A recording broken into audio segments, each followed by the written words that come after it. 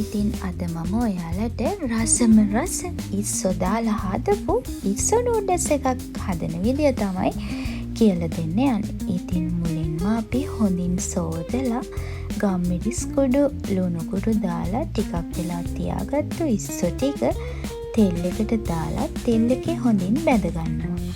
ඊට පස්සේ අපි නූඩල්ස් ටික අරගෙන ඒකට උණු වතුර එකතු කරලා විනාඩි 3-4ක් මේ විදියට උණු වතුරේ තියෙන්න දෙනවා. දැන් අපි නූඩල්ස් එක හදාගන්න අවශ්‍ය කැරට්, ලීක්ස්, කෝවා, බෙල් පෙපර් පැස්ටි කරගන්න ඕනේ. ඉතින් මේ තියෙන්නේ විනාඩි 5කට විතර පස්සේ ඉස්සෝ ටික. ඉතින් මේක දැන් හොඳින් බැදිලා තියෙන්නේ. බැදුනට පස්සේ මේකේ තෙල් බේරලා මම මේ විදියට ඉස්සෝ ටික තෙල් එක අයින් කරගන්නවා. දැන් මම හොඳට උණු වතුරේ තඹගත්තු නූඩල්ස් ටිකේ වතුර ටික බේරගන්න තමයි මේ හදන්නේ. ඉතින් ඔයාලා උණු වතුරෙන් මේ විදියට තඹගත්තු නූඩල්ස් ටික දෙවනි වතාවට ආයෙ ඇල් වතුරෙන් සෝදලා ගන්න. එතකොට නූඩල්ස් ටික ඇලෙන්නේ නැතිව හොඳට රැලි රැලි වෙන් වෙලා අපිට හදාගන්න පුළුවන් වෙනවා. ඉතින් ඔයාලත් පිටරට ඉන්න කෙනෙක් නම් ගොඩක් වෙලාවට ඔයාලා නූඩල්ස් හදන කෙනෙක්නේ. ඉතින් ඔයාලා මේ විදියට try කරලා බලන්නකෝ. මේක හරිම රසයි. දැන් අපි පෑන් එකක් ලිපේ තියලා මේකට එකතු කරගන්නවා බටර් ටික.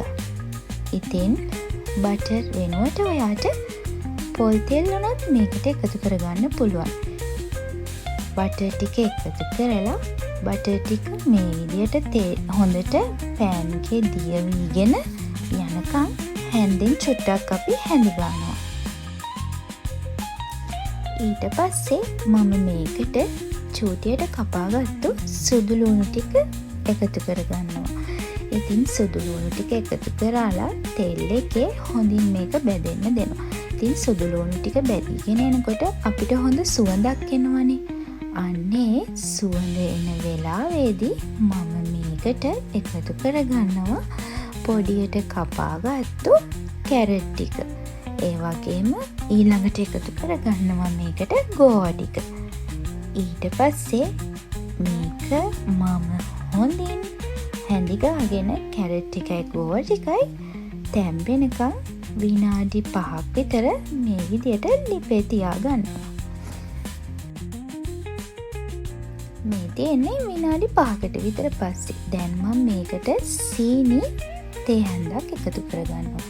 ඉතින් සීනි එකතු කරගත්තට පස්සේ මේ එළවලු වල පාට ඒ විදිහටම තියාගන්න පුළුවන්.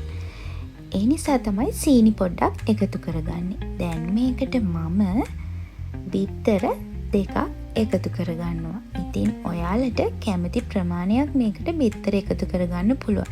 ඉතින් බිත්තර වැඩියෙන් එකතු කරගත්තොත් මේ නූඩල්ස් එක ගොඩක් රසට හදාගන්න පුළුවන්. ඉතින් මම අද බිත්තර 2ක් එකතු කරගත්තා. ඊට පස්සේ මේකට ගම්මිරිස් කුඩු ටිකක් ඔයාලා ගොඩක් සැරට කන කෙනෙක් නම් ඔයාලගේ සැරානුව ඔයාලට ගම්මිරිස් එකතු කරගන්න පුළුවන්. ඊළඟට ලුණු කුඩු ටිකක් ඔයාලගේ රසපදම අනුව ඔයාලට ලුණු ටිකකුත් මේකට එකතු කරගන්න පුළුවන්. ඊට පස්සේ මම මේකට එකතු කරගන්නවා සෝයා සෝස් ටිකක්. ඉතින් සෝයා සෝස් එකතු කරාම නූඩල්ස් එක ගොඩක් රසයි. මේ විදියට එකතු කරලා දැන් මම මේක හොඳින් කලවම් කරගන්නවා. මේ හැමදේම හොඳින් කලවම් වෙනකම්.